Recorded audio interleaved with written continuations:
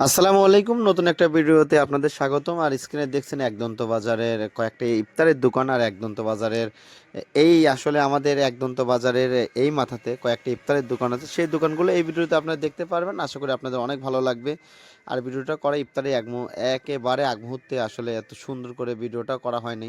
তবে তারপরে দেখলাম যেহেতু ইফতারি বাজারটা আমাদের একদন্ত বাজার বলেন বা একদন্ত ইউনিয়নের যেসব দোকান আছে, এসব বাজারে ইফতারে বেশ কোনো আইটেম, স্পেশাল কোনো আইটেম হয় না।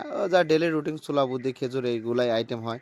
এই জন্যই তবে আমাদের পাবনার বাইরে বা পাবনার শহরে গেলে পরে অনেক রকম নতুন নতুন ইফতারি আইটেম পাওয়া যায়, যেটা আমাদের একদন্ততে হয় না। তবে আপনাদের আজকে কোনো দোকানের নাম বললাম না, তবে স্পেশাল মাঠাও পাওয়া যায়। হয়তো আগামীকাল সোমবার একদন্ত বাজারে একটা ফলের দোকানে আমি ভিডিও করব টোটাল রমজান উপলক্ষে কী কী ফল এক্সট্রা আছে সেগুলোর সম্পর্কে। যাই হোক, আপনারা দেখতেছেন খালেদ ছন পেজ থেকে আপনারা অনেকেই দোকানদারগুলোকে চেনেন। তারপর আমি কোনো দোকানের নাম এই ভিডিওতে বললাম না, আপনারা সকলে চিনে থাকেন, সবাইকে চেনেন জানেন। বিষয়টা হচ্ছে যে রমজান উপলক্ষে সবাই একটু বাড়তি খাবার কেনার ট্রাই করে, তবে অতিরিক্ত তেলজাত খাবার থেকে বিরত থাকাই ভালো। ভিডিওটি এ পর্যন্তই, ভালো লাগলে পেজের সঙ্গে থাকবেন।